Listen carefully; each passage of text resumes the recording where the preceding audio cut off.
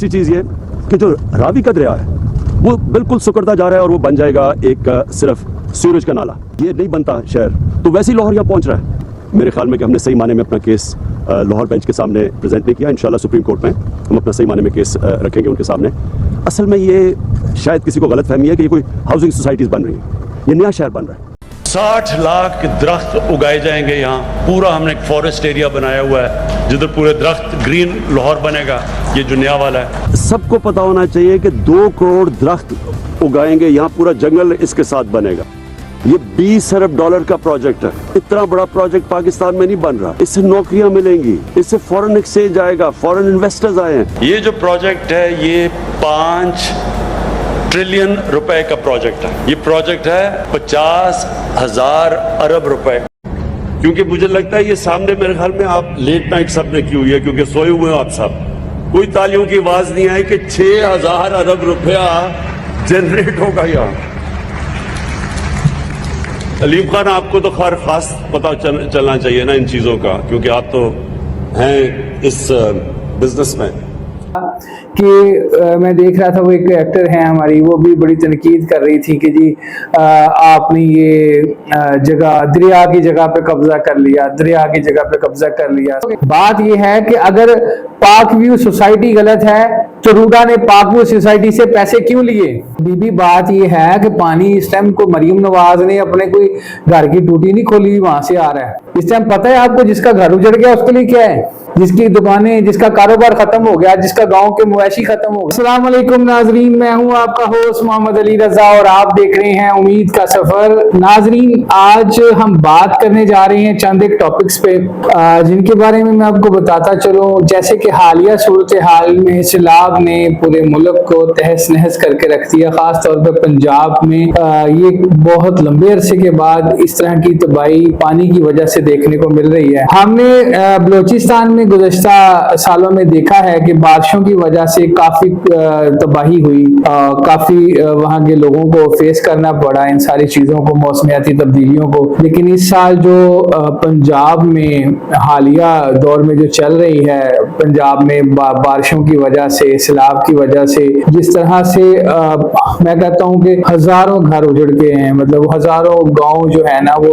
बिल्कुल तहस नहस होकर रह गए हैं। अब बात सिर्फ गांव तक महदूद नहीं रही, बल्कि बात इससे कुछ आगे बढ़ चुकी है, बात बहुत आगे बढ़ चुकी है। अब तो सोसाइटियां जो है ना वो भी इसकी वजह से काफी डिस्टर्ब, मतलब बहुत अच्छी अच्छी सोसाइटीज जो है ना वो भी तबाह होकर रह गई हैं। और अगर बात की जाए ना, अगर देखिए कुदरती आफत है वो कहीं पे भी किसी मुल्क में भी आ सकती है, और खास तौर पर जिस तरह से अब कह लें कि मौसमियाती तब्दीलियां आई हैं, जिस तरह से एनवायरनमेंट चेंज आया है हमारी इंसानों की कुछ गलतियों की वजह से, तो उनकी इसमें, लेकिन एक चीज हम लोग हर जगह पे एक चीज को मिस नहीं करते, तो वो ये है कि हम सियासत को मिस नहीं करते, हम अपने मफादात को मिस नहीं करते, हम अपनी उन चीजों को मिस नहीं करते जिसकी वजह से हमारा फायदा हो सके। हम मेन मुद्दे से हम हमेशा हट जाते हैं, जबकि हमारा मेन मुद्दा कुछ और होता है, और हम हमेशा सामने वाले हरीफ को जो है ना वो नीचा दिखाने के चक्कर में रहते हैं। तो अभी मैंने आज 2 दिन से मैं ना देख रहा था लगातार यूट्यूब, फेसबुक, ट्विटर,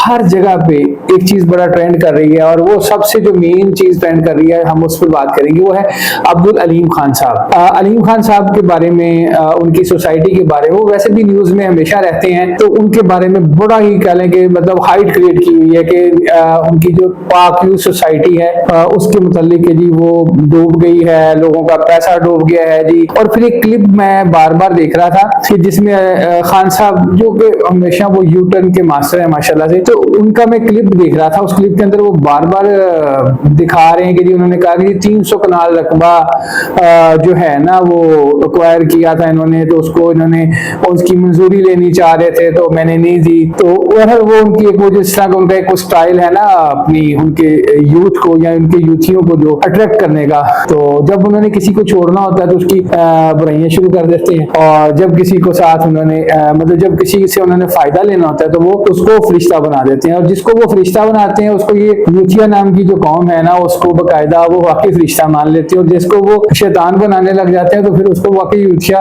कौम जो है ना उसको शैतान मान लेती है, क्योंकि इनके पास अपना दिमाग नहीं है, ना ही इनको वो फर्क पड़ता है, ना ही ये कभी सोचते हैं, इनका कोई सोच से इनका लेना देना ही नहीं है। हम इस पे बात करेंगे, लेकिन सबसे पहले मैं आपको ये कहूंगा कि हम एक आपको वीडियो दिखाते हैं जो कि अब्दुल अलीम खान साहब ने बड़ा कह लें कि एक पैगाम दिया, उसको भी देखिएगा, और उसके बाद फिर हम आपको उसके साथ ही एक वीडियो दिखाएंगे। तो उसमें आप देखिएगा खान साहब इसके बारे में क्या, खान साहब जो है ना अब्दुल अलीम खान साहब के बारे में क्या कह रहे हैं, तो फिर हम बात करेंगे, और हम और आप मिल के अगर जो इस यूथिया कौम पे अफसोस भी करेंगे कि इन लोगों की सोच पे हमें रोना चाहिए या कुछ और करना चाहिए। इसको मार्केट में ले आए।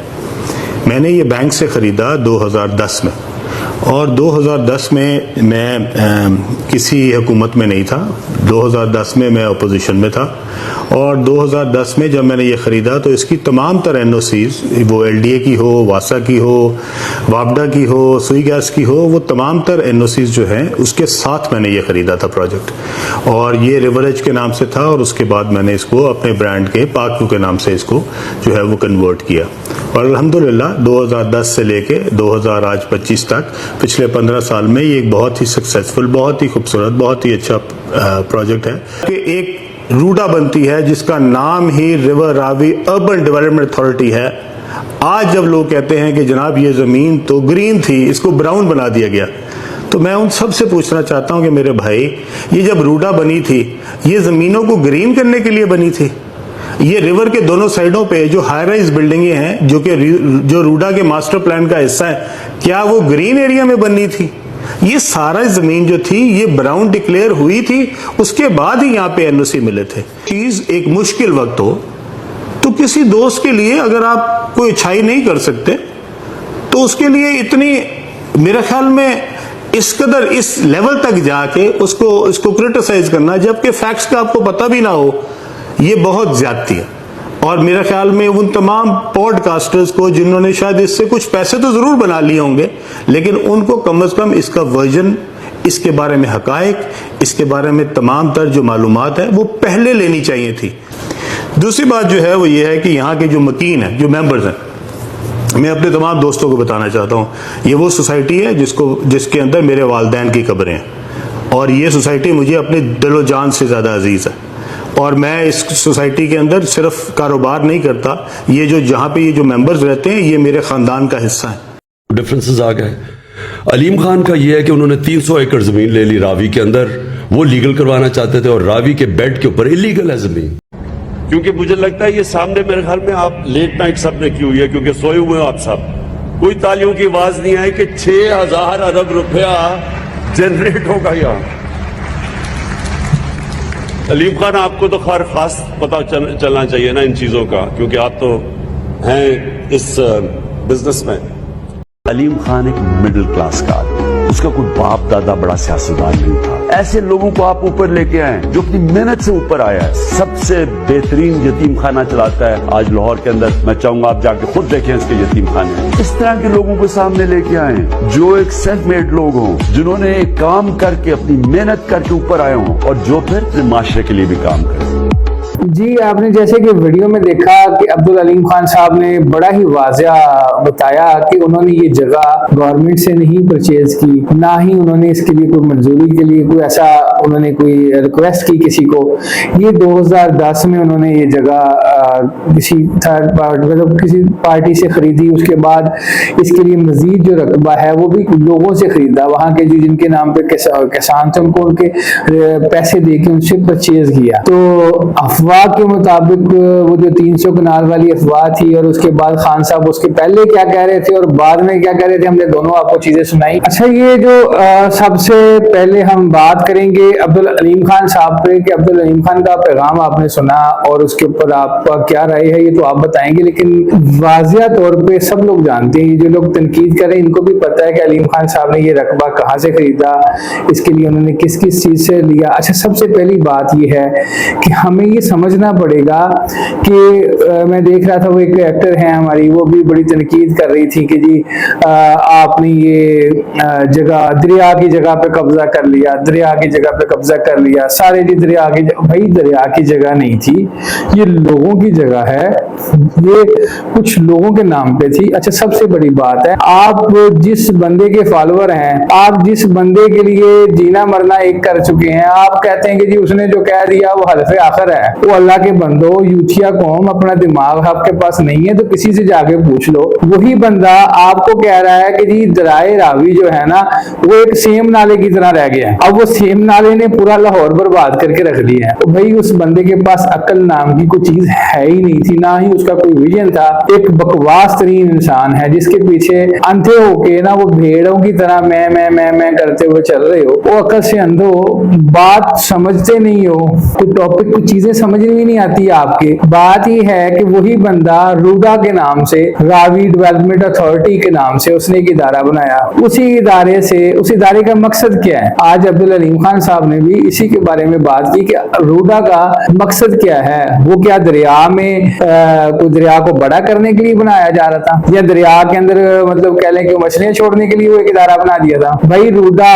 रावी डेवलपमेंट अथॉरिटी का मतलब क्या है? वो बंदा जो कि हाई कोर्ट से इस रूडा के नाम पे स्टे हुआ और ये खिलाफ हुआ उसके, तो वो क्या भाग के सुप्रीम कोर्ट गए, क्योंकि उस वक्त लाडले थे। भाई एक लाडला बंदा था, उसको पता था कि मैं सुप्रीम कोर्ट से जाके अपने हक में फैसला ले आऊंगा। आज हामिद मीर से लेके सारे जो जिनके पास सच्चाई है वो बोल रहे हैं इस बात पे, और जो चमचा सहाफी हैं वो तो कभी भी नहीं बात करेंगे। जो वो तो बल्कि मैं सहाफी नहीं कहता, वो तो यूट्यूबर भी नहीं है, वो तो समझ लें कि वो एक पार्टी के वो वर्कर्स हैं। अब वो जो यहाँ से घोड़ा जो भाग गया, जो कहता था कि हम नहीं जाएंगे, आप लोग जाओगे, हमारा जीना मरना यहाँ है, अब वो लंदन में जाके छुप के बैठा है, 85 बना लेके बैठा है, या जैसे भी बैठा है, यहाँ से छुप आके भागा है। इमरान रियाज पता नहीं वो किस तरह से उसने वो बैठे मन गलत बकवास, पीछे जंग हुई तब इनकी बकवास, ये तो है ही घटिया लोग। जब तक कुरान पाक भी कहता है कि जब तक आप किसी चीज के बारे में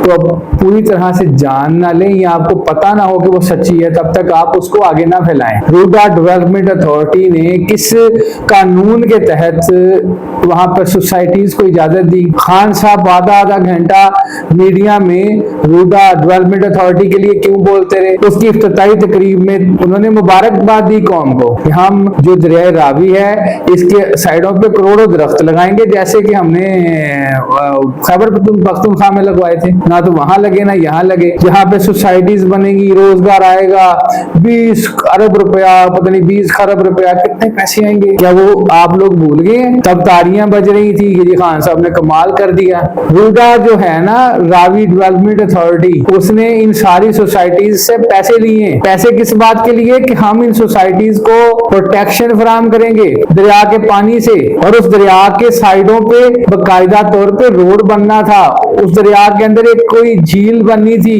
उस दरिया की साइडों पे डेवलपमेंट होनी थी, प्लाजे बनने थे, शॉपिंग मॉल बनने थे, तो वो तो नहीं बने।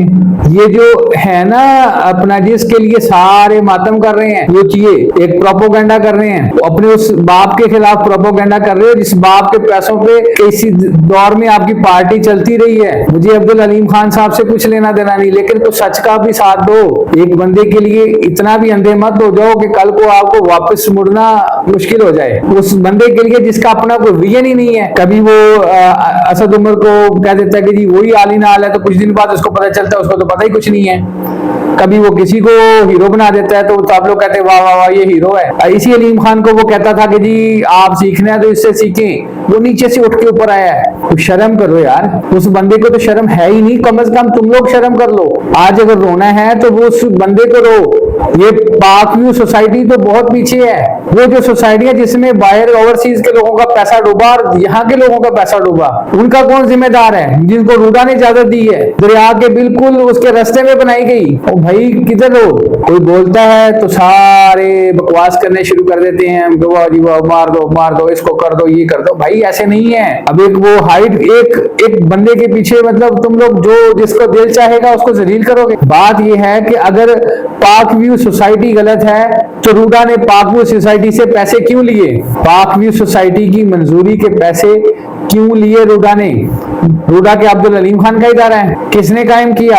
कौन मुबारकबाद दे रहा था? और किसने कहा था कि लाहौर की तारीख, पाकिस्तान की तारीख में एक नया शहर आबाद करने जा रहे हैं, लाहौर से भी खूबसूरत शहर आबाद होने जा रहा है। बात फिर वही है कि आप लोगों की सोच पे, आप लोगों की अकल पे पर्दा पड़ चुका है। बात यह है कि आप पार्टियों को, आप सियासी रहनुमाओं को एक तरफ कर दें, कम से कम अपनी कुछ तो गैरत का ख्याल रखें, कुछ तो सोच से गिरी हुई हरकतें मत करें। हमें उस सोच की जरूरत है जिसमें हमें समझ आए कि हमारे लिए अच्छा कौन है और बुरा कौन है। लीडर को मानो, अपनी किसी भी आप पार्टी को समझो, लेकिन कम से कम इस अच्छे और बुरे का फर्क समझो। आपके लिए कौन सी चीज क्या है उसके लिए समझो।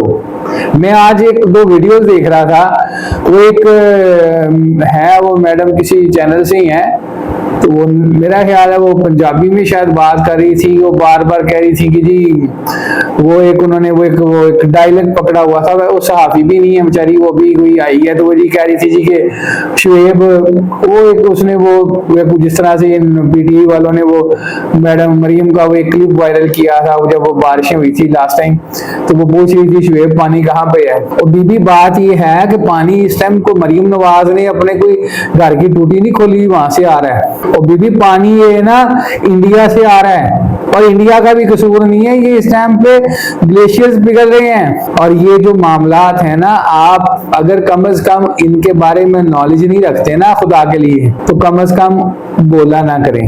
ये सिर्फ व्यूअरशिप के लिए मत करें, लोगों को मिसगाइड मत करें। इस टाइम पे जरूरत है लोगों को इकट्ठा करने की, इन तमाम चैनल्स को इकट्ठा होना चाहिए। बहुत कमा लिया है, अगर कुछ करना है तो इन लोगों के लिए करें जो बेचारे रोटी से इस टाइम ना खाना खा रहे हैं। आपको पता है कि हमारी गवर्नमेंट इस टाइम मुस्तहकम नहीं है, इतनी काबिल नहीं है कि वो सबको खाना देगी या सबको वो जाके दवाइयां घर पे दे के आएगी। इसके लिए हमें कुछ करना है, हमें एक कौम होने का सबूत देना है। ये हमें अगर नहीं करेंगे तो डेफिनेटली सी बात है कि हम उनके लिए कुछ नहीं कर रहे, सिर्फ खाली हम भी अगर बकवास ही करेंगे उन सियासतदानों की तरह खड़े होके हम भी जाके जी वहां पे नंबर गेम ही करेंगे। मैं मरियम को जाके वो बुरा भला कहूंगा, मैं जरदारी को बुरा भला कहूंगा, मैं इमरान खान को बुरा भला कहूंगा, उससे कोई फर्क नहीं पड़ेगा। फर्क पड़ता है तब जब इंसान खुद अपने दिल में हमदर्दी रखे। मैं यहाँ पे बैठ के 10 घंटे बकवास कर लूंगा, उसका फायदा कुछ नहीं है। आज के प्रोग्राम में मेरा मकसद सिर्फ ये है कि ना तो मुझे अब्दुल अलीम खान से कोई फायदा है, ना मुझे कोई मरियम बीबी से कोई फायदा है, लेकिन मेरा कहने का मकसद ये है कि अब सैलाब की बात हो रही तो अब सैलाब तक रहे ना। आप टिकटॉक पे व्यूज लेने के लिए जा रहे हैं वहां पे, या आपने कोई यूट्यूब से व्यूज लेने की सिर्फ मतलब व्यूज लेने के लिए और बहुत सारे मौके हैं। इस टाइम पता है आपको, जिसका घर उजड़ गया उसके लिए क्या है, जिसकी दुकानें, जिसका कारोबार खत्म हो गया, जिसका गाँव के मुआशी खत्म हो गए, जिसका रोजगार वो था, जिसके बच्चे, मैं देख रहा था कुछ लोग ऐसे जिनके बच्चे पानी में बह गए हैं, उनके दुख का कौन दावा करेगा? तो भाई खुदा का वास्ता है, इस कौम को सही डायरेक्शन में लेके जाएं। तू मैं तू मैं ये खत्म करें। ये कोई 8 से 9 बजे का शो नहीं है जिसमें आप 3-4 लोगों को बिठाते हैं, वो उसको गालियां देता है, वो उसको गालियां देता है, बस जिसमें जितनी ज्यादा गालियां होती है, जिसमें जितना ज्यादा वो शोर होता है, उसमें उतनी ज्यादा उसको व्यूज मिल जाते हैं। व्यूज की गेम से बाहर निकले ना। कोई बंदा, अगर मैं समझता हूं कि ये हर बंदे को शुरू करना पड़ेगा, आप लोगों को बकायदा मोटिवेट करना चाहिए अपने चैनल्स पे कि भाई इतने लोग बर्बाद हो गए हैं, इतने गांव बर्बाद हो गए हैं, आज हम नहीं कर रहे हैं, हम इसके लिए मदद लेके नहीं कर रहे हैं। आप देखिए आप कौन आता है। आज हमें इस बात पे हमें अपनी इस कौम बनके, अच्छी कौम बनके, या हम अपने आप को अच्छा रिप्रेजेंट करके, कम से कम हम अपनी इंसानियत को दिखा के दुनिया के सामने हमें फख्र होना चाहिए कि हमने अपनी कौम को खुद, अपने लोगों को खुद संभाला है, बेआसरा नहीं छोड़ा। बात यार ये नहीं है, मैं आपको बात बिल्कुल वाज़ह बताना चाहता हूँ। यहाँ पे हर बंदा माइक पकड़ता है, वहां जाता है, हाँ जी बताएं आपके साथ क्या हो गया। वो क्या बताएगा? वो क्या आपको बताएगा कि वो उजड़ गया है, उसके घर बह गया है, उसको आप क्या उससे पूछने जा रहे हो? और गलत बात को गलत तरीके से पोर्ट्रे करने से कभी भी इंसान अपना अच्छा इमेज नहीं दिखाता। आप लोगों को ये समझना होगा। ये बात इस टाइम पे पाक न्यूज सोसाइटी की नहीं है, ये बात इस टाइम पे किसी बड़े छोटे चैनल की नहीं है, ये बात इस टाइम किसी बड़े छोटे सहाफी की नहीं है, यहाँ पे बात किसी छोटे बड़े इंसान की नहीं है, ये पूरी इंसानियत की बात है। हजारों लाखों लोग उजड़ गए हैं। कहाँ से देखें, वो जेहलम से लेके बहावल नगर, ये सारी पट्टी बह गई। जितने गांव में बेचारे उजड़ गए हैं, उनके मुआशी कहाँ गए उनको नहीं पता, बच्चे कहाँ गए उनको नहीं पता। इस मौके पे हमें इकट्ठे होना है। हमारे पास वसाइल की कमी नहीं है, हमारे पास बहुत पैसा है, हमारे ओवरसीज बैठे हैं। ये लोग अगर चाहें तो इन लोगों को हम, वो आप गवर्नमेंट को ना दें, आप अपने लोगों को भेजें। हर इंसान अगर 10-10, 15-15, 20-20 लोगों को भी हम सहारा देंगे ना, उनके लिए ये बहुत बड़ी बात होगी, उनकी जिंदगियां बन जाएंगी। लेकिन इस टाइम पे जिस बंदे का घर टूट गया, इस मौके पे वो बेचारा मजबूरी में बैठा है वहां पे, अगर उसके पास भी मजबूरी ना हो तो वो छोटी छोटी जगहों पे, आपको पता है ना कि वो लोग कौन है, ये वही लोग हैं जिन जो सबसे ज्यादा अफेक्ट हुए। पता कौन लोग हैं? हम शहरों में बैठे हुए लोगों को नहीं पता, ये पता कौन लोग हैं? ये वो लोग हैं जो कि बैठे ही उस बेल्ट में है, जिनको पता है, जिनको अब नहीं पता, जिनको 27-28 साल पहले, क्योंकि पिछले 26-27 साल से ऐसा कोई बड़ा सैलाब नहीं आया, एनवायरमेंट चेंज आया, अब इसकी वजह से ये इतना बड़ा सैलाब आया। इससे पहले आते रहे हैं। जो नए बच्चे हैं उनको नहीं अंदाजा इस चीज का। मकसद ये है कि वो जो बैठे हैं ना लोग, उनके वो जो गांव हैं जो उन्होंने आबाद किए हुए हैं, उनको भी पता है कि ये दरिया की जगह है। वो अरसा दराज से बैठे हैं, जब भी पानी आता है वो ऐसे ही उजड़ते हैं, उनके पास कोई ऑप्शन नहीं है, वो आदी है उसी जगह के। लेकिन इस दफा पानी की इस तरह से, वो कहते हैं कि पानी की रफ्तार वो है, पानी का फ्लो वो था कि उसमें सिर्फ वो गांव नहीं बह गए, बल्कि उसके बाद बहुत सारे शहर बह के रह गए हैं, मतलब डूब गए हैं। बल्कि इस तरह से सियालकोट देखा है, पीछे लनकाना साहब है, या जितने भी ये इस पट्टी पे शहर है उनमें पानी घुस गया है, सोसाइटियां बर्बाद हो गई हैं, लाखों करोड़ों अरबों रुपए का नुकसान हो गया लोग। तो हमें अपनी जो हमारे हिस्से का जो फर्ज है ना उसको अदा करना है। कोशिश करनी है कि नाजायज तनकीद और नाजायज इन बातों से जरा परहेज करें। हमने दिखाना है तो ये दिखाएं कि हम बच्चों को, उनके वालिदैन को से मिलवाएं, उनको खाना पहुंचाएं, उनके लिए जो जरूरियाती जिंदगी की चीजें हैं उनको हम कोशिश करें। ओवरसीज चाहें तो वो भी इसको, क्योंकि देखें ना, हम एक कौम है, अगर हम समझते हैं, अगर हमें एहसास है, सिर्फ तनकीद नहीं कर सकते। हम तनकीद तो करना सारा साल करते रहते हैं, पूरी जिंदगी हमने की है, आगे भी कर लेंगे। मैं भी गालियां दे लेता हूँ, मैं भी ये कहूंगा कि जी बहुत बुरी है जी गवर्नमेंट, बहुत बुरा है जी सारा कुछ। लेकिन हमें आज इन तनकीद से निकल कर मिल के कुछ ना कुछ